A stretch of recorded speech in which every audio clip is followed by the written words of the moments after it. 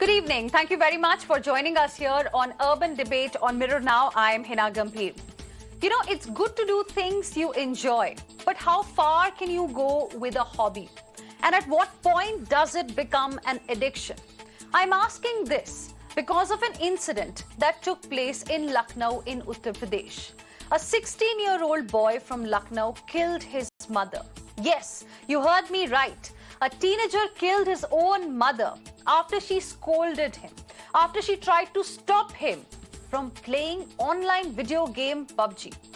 The boy was addicted to this online video game, and the addiction became so bad that he used his father's pistol to shoot his own mother. Not just this, he even tried to mislead the police during the investigation by narrating a fake story. He hid the body for 2 days in a room, threatened his younger sister to not tell anyone. Now, it's not the first time something like this has happened. There are hundreds of examples of children committing crimes due to online game addiction. What is the reason behind this? Experts say there are many factors. Pandemic stress, peer pressure, critical parents, loneliness among children, poor academic performance, lack of physical activity, less or no friends at all. As per a survey, addicted children spend over 9 hours a day only gaming. Indian online gaming market size currently is $433 million, and it is poised to touch $200 billion by 2025. Over 50% internet users indulge in online gaming. Around 23.8% of children use smartphones when they are in bed before going to sleep. And 37.15% of these children have experienced reduced level of concentration due to smartphone use, as per the latest government data. So tonight, let's try and find out ways to fight this invisible enemy that is ruining young minds across India. You can also call us and share with us your views, or if there are any questions or concerns that you have on this online gaming addiction. The numbers are flashing at the bottom of your screens. Let me now welcome my guest joining us on the broadcast. We have Indrajit Lankesh, Indian filmmaker, producer and director, who's a parent of 2 teenage kids. We will be joined by Geetika Ganju Dhar, anchor, actor and an author who's a parent as well. Dr. Chinu Agarwal, psychologist and psychotherapist, director, Feeling Minds, is live with us on the broadcast. Nupur Dhakifalkar, who is founder and director, Center for Mental Health, clinical psychologist, also on the broadcast this evening. And N.S. Nappinai, advocate, Supreme Court of India, and founder, Cyber Sathi. Good evening to all of you. Thank you very much for joining us here on Urban Debate on Mirror Now this evening. Indrajit Lankesh, let me begin the discussion with you. What has happened in Lucknow in Uttar Pradesh is scary. In your opinion, what would have really driven this teenager to kill his own mother? Can the online addiction be so bad? Of course, I completely agree with you. It's not just online gaming, online addiction and exposure to the media, exposure to social media, and exposure to the movies on the net. And, as you know earlier, there used to be always a kind of a scroller saying that, you shouldn't try this at home, whether it's a Bruce Lee film or it's Karate Kid or any of those action flicks. But now this PUBG is so violent. In fact, they give a kind of an alert saying that, it is going to affect you psychologically, mentally, and, it is not right for the kids, but still the kids are addicted to it, addicted to these computer games. And what happened in the US, a middle-aged man taking his gun and killing a serial of kids, and the same is going to happen here. There's always an influence of the West, the influence of the media, the influence of the social media. And today there's no censorship for whether it's gaming or whether it's for the OTT. So it's kind of where we're leading to, and especially it's shocking It's not just shocking, it's kind of tragic that a kid has killed his own mother with a gun. And where are we leading as a society? In fact, the parenting also has to be blamed, because the parents have to take care whenever they're watching this kind of a game or playing this kind of a game or a movie on OTT, or whether it's they're watching any content on social media. It has to be good parenting also. Parents also are very, very responsible in guiding the kids, what they should watch, what they should not watch. There should be a censorship. Of course, as a filmmaker, I completely don't agree for the social for censorship in movies in OTT, because it has to be democratic. But at the same time, the parents have to take care of the kids who are teenagers or who are not adults, of what they're watching, what they're playing, and what can they watch and what they cannot watch. It's very difficult, of course, when you have working parents like me and my wife both work. But at the same time, we are very careful about what they watch and what they shouldn't watch, and what games should we give them. In fact, I know a cameraman, in fact, I work with.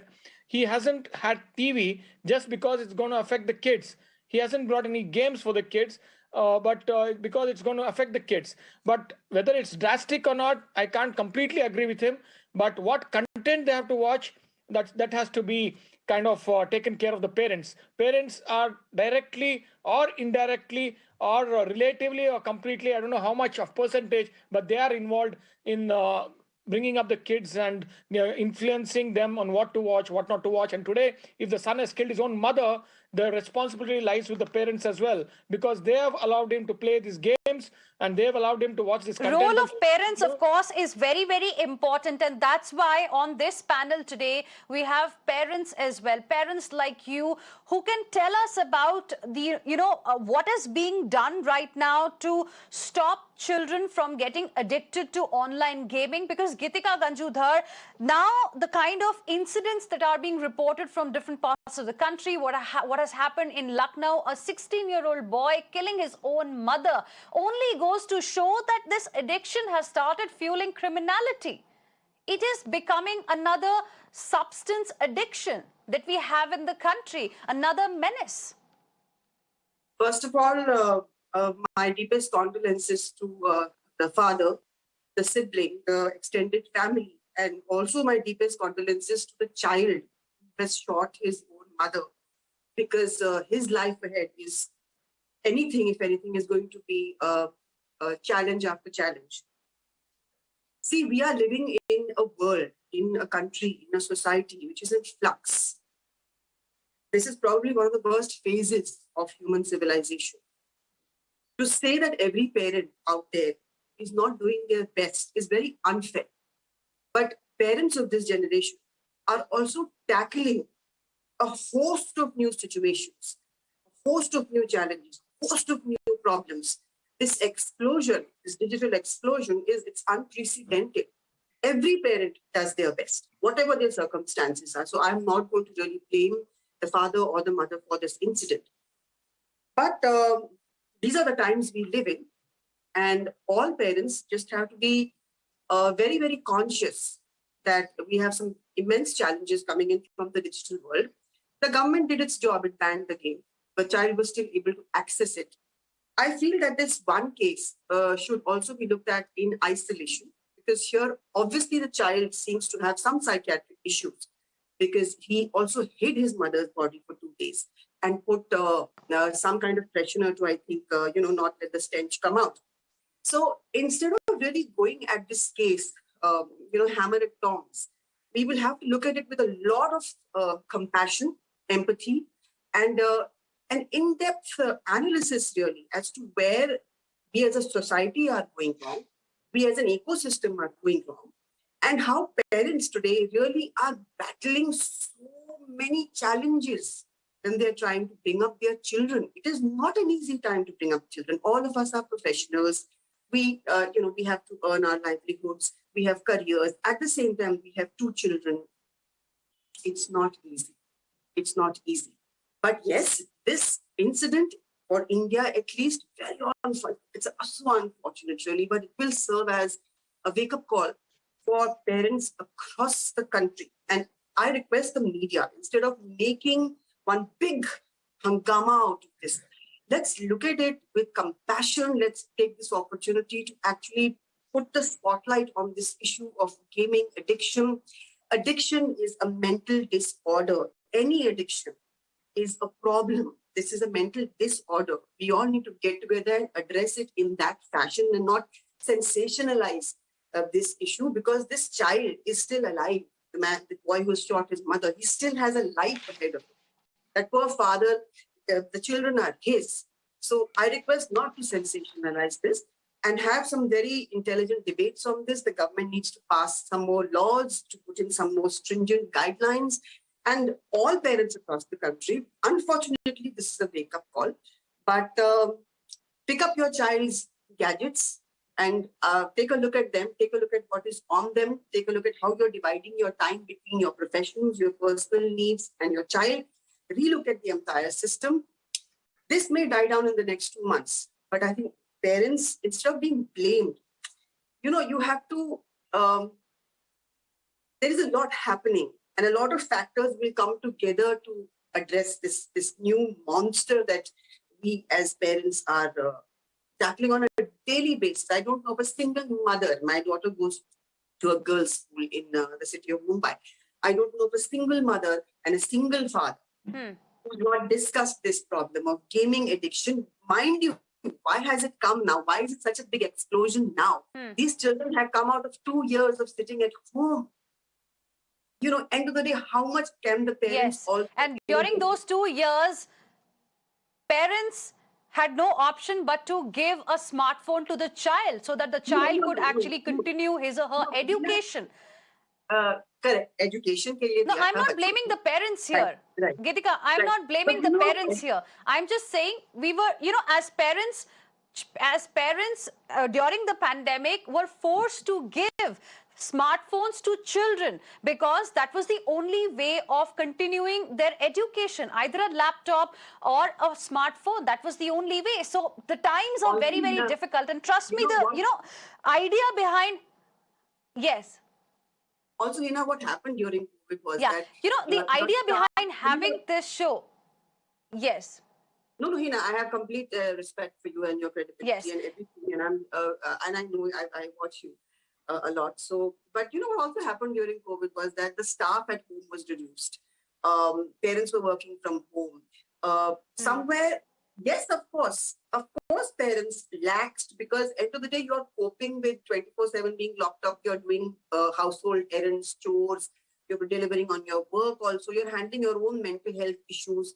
So, भूल तो हम सबसे हुई है, पर ये Covid के बाद immediately we have all come back into the real world. हम लोग भी we are also trying to get firm footing in our professions with our parenting, everything.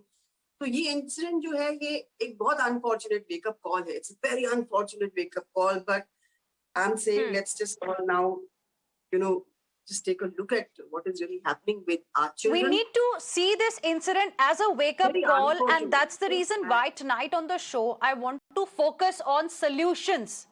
What should be done to deal with this problem that most of us are facing every single day? Dr. Chinu Agarwal, before we begin talking about solutions, what can parents do, what can children do, what can adults do who are also equally addicted to many online games today? There are several examples, not just in India, but around the world as well. I want to first ask you, in your opinion, how is online gaming addiction impacting people today?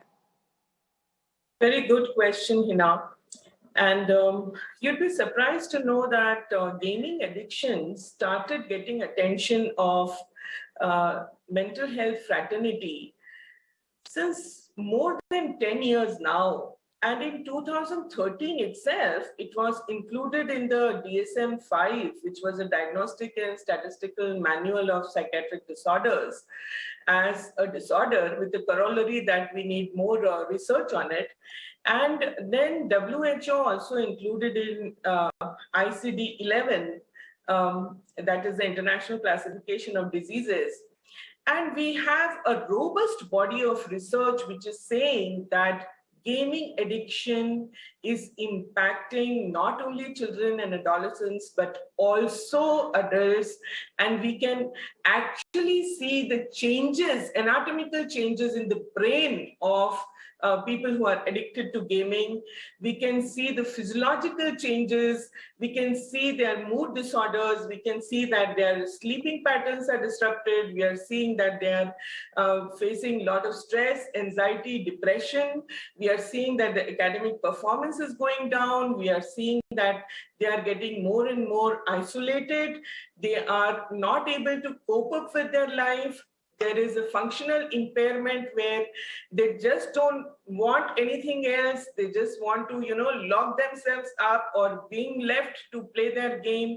They are living in a world of trance where that is the only reality that is there for them. And they really don't know what else is there in the real world. So it is a total hijack of their prefrontal cortex, which is the thinking brain, the executive brain.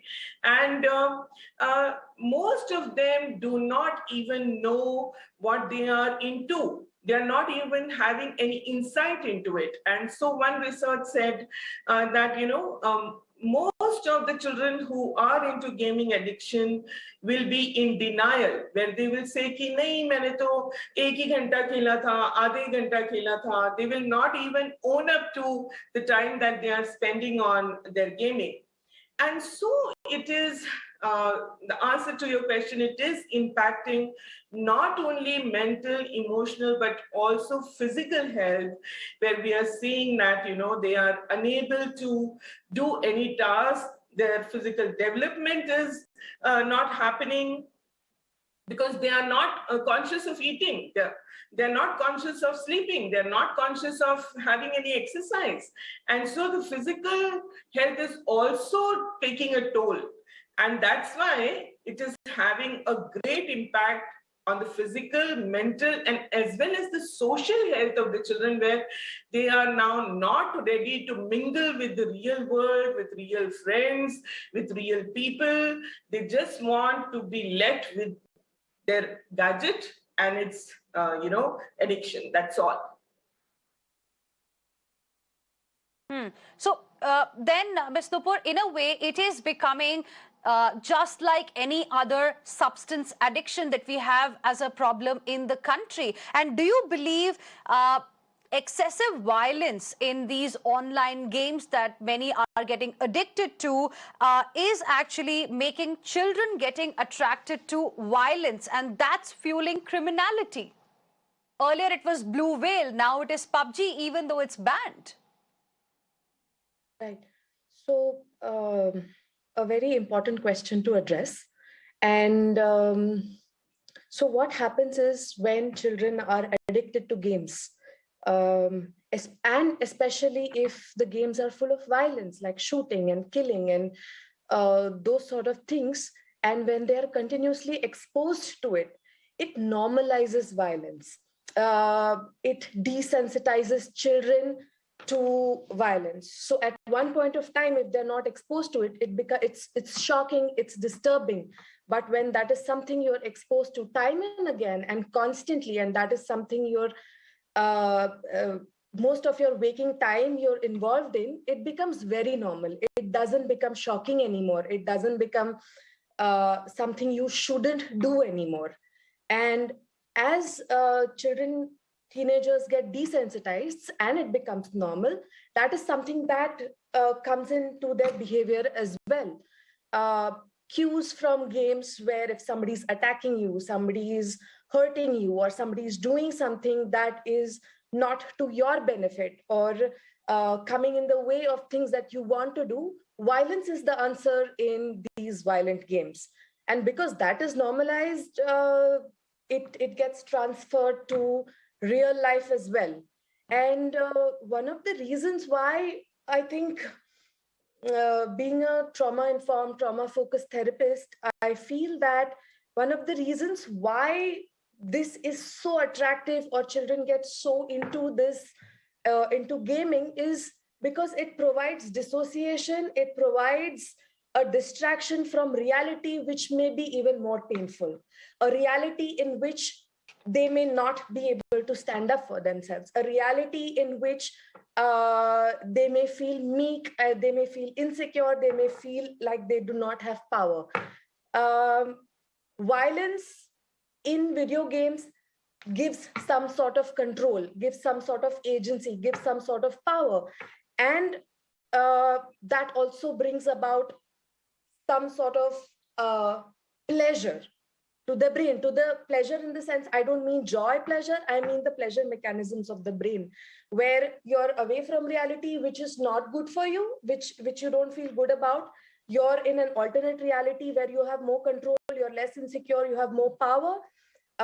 You get, it provides dissociation, and you get away from these things. And then that is something that sort of gets internalized and gets played out in real life. And when we are talking about this, the mother saying, no, don't play, and the child, well, teenager is still a child, so we got to understand that this is a child, and we are not talking about an adult, and we need to be very, very aware of the fact that we are talking about a child here. And so when a child is addicted to something, so there is threat in real life. To expect to escape the threat, one is going into the gaming situation.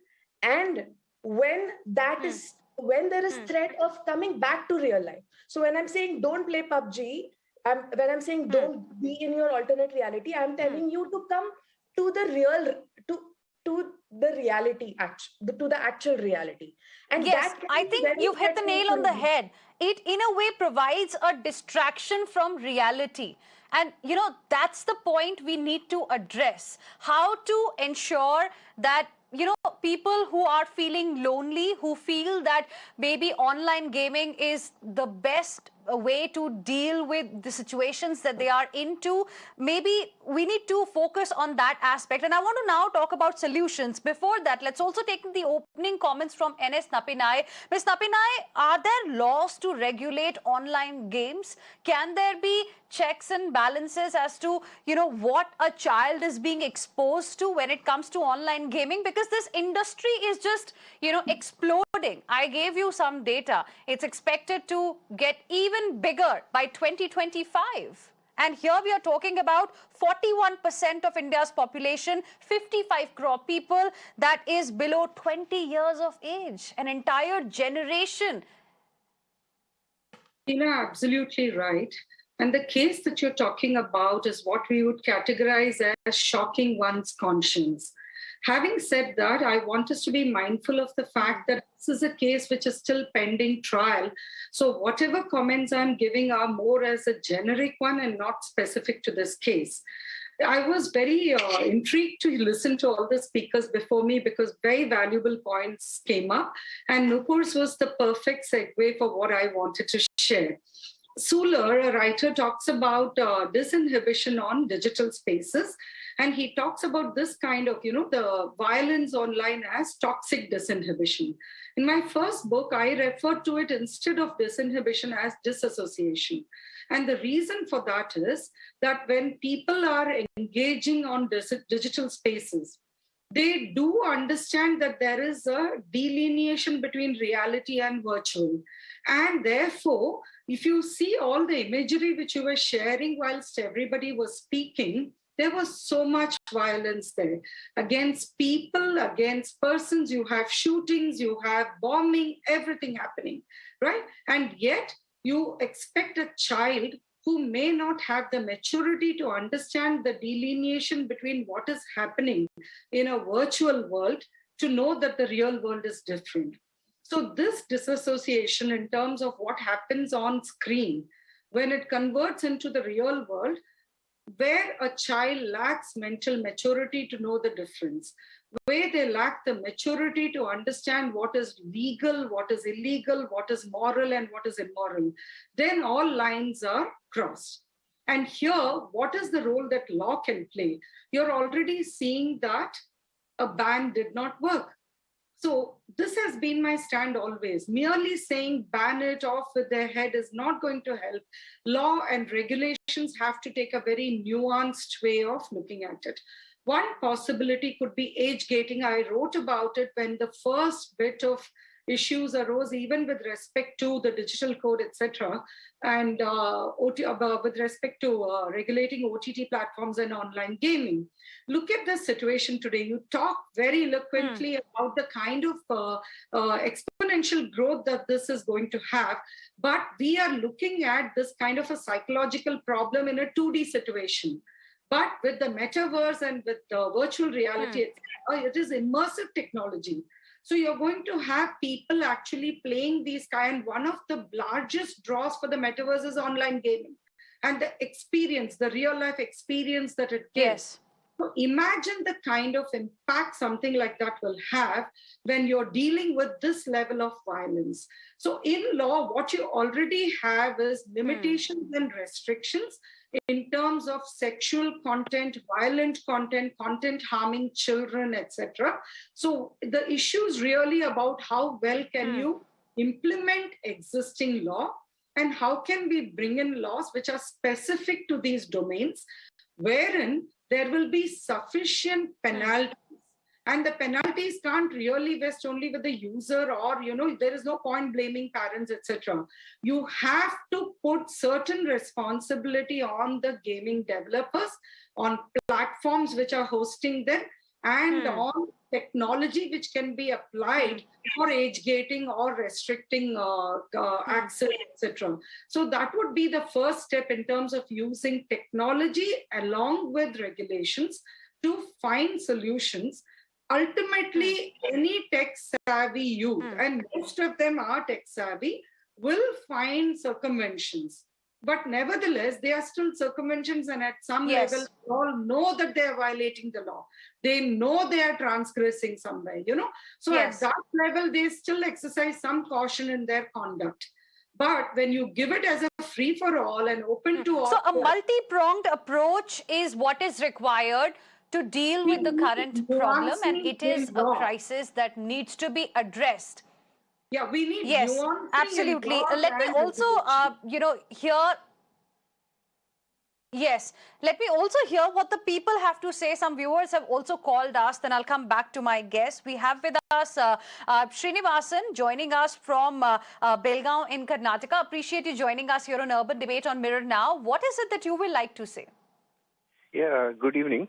I am from the Indian Red Cross, and we have been dealing with many cases like this. And the crux of the problem is, the solution is that parents have to now start spending more time with their children from small age, and having a simple thing like team games like Ludo or as simple as Carrom board. Then what happens? And even when the children are studying, they should sit with them and start studying. Of course, technology is important, but then giving a 50,000 or 40,000 mobile to a small child of 5-6 years, it doesn't make sense. If they have to study, parents have to sit with them and spend time with them and tell them what is right and what is wrong, because children, their minds are very fragile, and that is what I suggest, so that over a period of time they become more, they know what is good and what is bad. Thank you. Interesting. Srinivasan, appreciate you joining us here on Urban Debate on Mirror Now this evening. We also have with us Milind Ajgaulkar, who is joining us from Mumbai. Good evening. Thank you for calling us here on Urban Debate. What is it that you would like to say? Good evening, ma'am. Good evening, ma'am. See, addiction is a three-pronged disease. Good evening. Go ahead. Addiction is a three-pronged disease, actually. Addiction is a three-pronged disease, actually. Physical, psychological, as well as spiritual.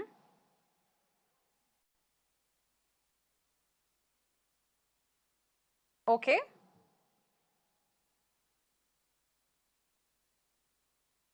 We can hear you. Go ahead.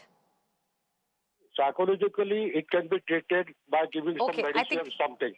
But ultimately, the child will become addicted to that psychological medicine only. Psychological medicine only. He will become like it.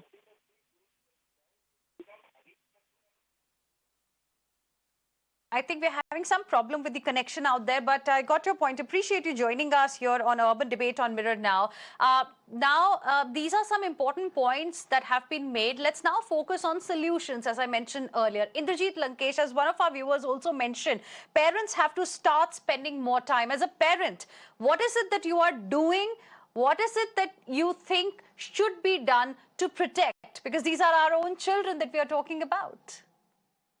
Yeah, I was listening to Miss Geetika and Nupur and Miss Nappinai, the lawyer, and they themselves, as they are qualified in their profession, they have given an amazing outputs and pointers like what we should do and what's happening. In fact, Geetika also said that we are living in such a complicated world as parents to spend time with the kids, and it's a very challenging time.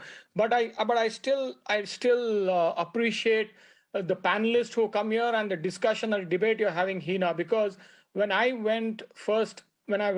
came out in the open about the drug issue in Karnataka, and the media took it up, and the media brought in an awareness, and I for myself saw kids having LSD, cocaine, and whatnot. So I was shocked. I was surprised, and I went in the open, went to the media, and media supported me, came out, and there was a strong message across Karnataka. And today, thousands of crores of drugs have been confiscated every day.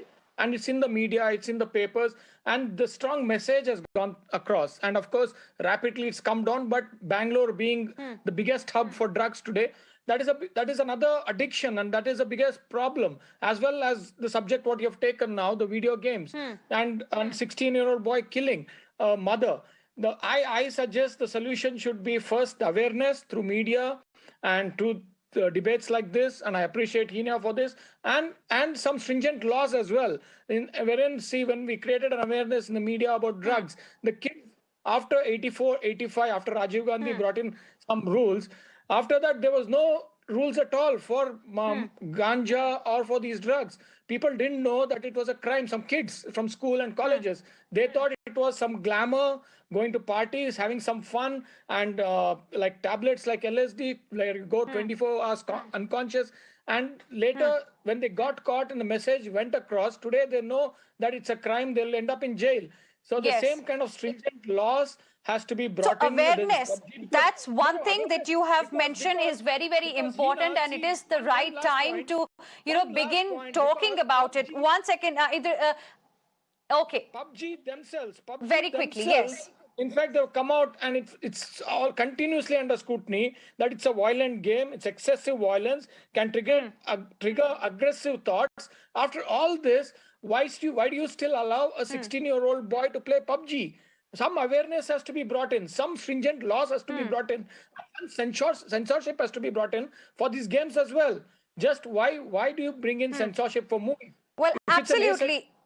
And that's where the role of parents, the role of gaming developers becomes very, very important. Interesting point you've made. Let me also go across to another viewer joining us. Then I'll go across to Geetika Ganju Dhar for her comments.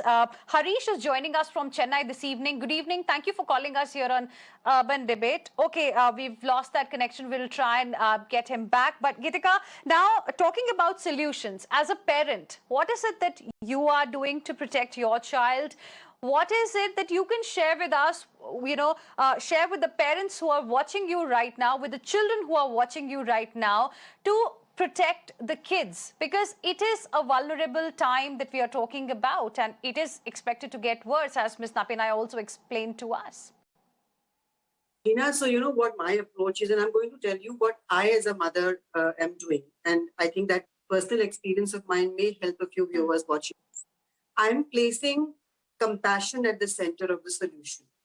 Compassion for my child, compassion for myself, my husband, who's the father, compassion for the teachers at school, the lawmakers, the ecosystem. Firstly, that.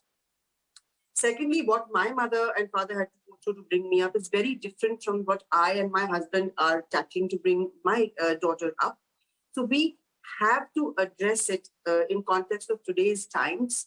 and the different world that the child is growing up in. We just can't go with archaic approach or old school approach. It has to be a new customized approach to address these problems with our children.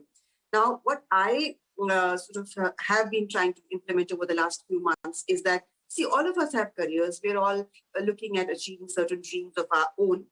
But it's a very important realization that if you are a parent, it's probably the biggest duty that you will perform in your life. And I'm very ready, and I've always done this since she was born, that I have placed my career second to her and my own personal dreams of achievement second to her. And that, I think, now has to go even a step ahead, because whether it's the father or the mother, somewhere you have to stem a bit of the effort that you're putting into your careers and your dreams and give more to the child. Secondly, we have to develop new ways to engage these children, whether it is with us or whether it is how they spend their time. The solution just can't be a television screen, a phone screen, a cinema theater. We may have to look at all the other options that are available, and to implement those options, our physical presence will be required in a larger amount of time. Then thirdly, I feel educational institutions where these children go till the age of 18 will also now have to develop a huge amount of information being shared with these children from a very young age about the perils of gaming. And then fourthly, I feel that this issue, before we head towards being the second America, in terms of violence meted out by children towards children, let's just get some stringent laws in place ASAP, pronto, and remove access to these games as much as we can, or make them age-gated. And this is not something that's going to go away. We are probably sitting at the start of this epidemic, and a lot of big corporations, a lot of big money is involved. So we'll have to be patient, and we'll have to keep compassion at the center of it, and we'll have to do this one day at a time, but it'll have to be a very sustained effort by all the stakeholders. Absolutely. And it has to be a multi-pronged approach, because it is impacting each one of us. It is a reality, and we need to find a solution. Dr. Chiru Agarwal, what is the advice you would like to give to, say, working parents who cannot be with their children from morning till evening, who have to go to their offices, but then they also have a responsibility towards their children? So what would be your advice to them? Yeah, so, in this approach, the parenting aspect is the most important. Let me also mention the other aspects of the solution. One is the child himself or herself. The other is the ecosystem, that is the government and the legal things and all that. And one is the parenting-child bond. We are not talking about the parent or blaming the parent. We are not talking about the child and blaming the child. What we are trying to strengthen over here is the parent and child relationship. So, as research is saying, and as you mentioned when you were mentioning the data, that it is associated with critical parenting, or technically we call it as autocratic parenting, or in simpler terms, we can call it as no parenting, where parents feel we have done our duty by simply saying no. No, you should not do this. No, you should not play this game. No, you should study. No, you should do this. No, you should do that. That is not enough. Similarly, an opposite kind of parenting, that is yes parenting, where parents do not want to discipline the children at all, and they want to give all the freedom to the children without monitoring them. And they say that, if everything is allowed to everyone, it is allowed to you as well. And that's why they end up giving high-end mobiles, they end up giving 24 hours Wi-Fi internet access to the children, and they do not monitor, and that is yes parenting. Third parenting, that is uninvolved parenting, where they just don't care, they're just not available, and they are busy in their own lives to the extent that they do not know what is going on in the lives of the children. Now, what is the ideal parenting may be actually the solution for this gaming addiction, that is involved parenting, where you need not be present with the child all the time, but you know what is happening in the child's life, what is happening in the child's universe. Yes. And so, besides educating the children, we need to conduct mass parent education programs. How many parents in India are aware of what is Instagram, what is WeChat, what is PUBG, what is Fortune, and what is this? All these games. They are not even aware. They are not even aware what is going on in the mobile or the gadget of the child. So they need to learn how to identify the red flags. They need to understand that these are the withdrawal symptoms where he's reacting. Yes, because it begins at home, and parents clearly need to understand what the child is going through, what the child is feeling, and so that he does not need a distraction from reality. Those are some interesting points you all have raised, but I'm completely out of time. Thank you very much, all of you, for joining us here on Urban Debate on Mirror Now this evening. It was wonderful to have you all on the show. Some interesting points have been made as well. We hope that, it will help the viewers who are watching you as well tonight. With this, we will slip into a very, very short break. On the other side of the short break, an exclusive interaction with former Chief Statistician of India lined up. Stay with us.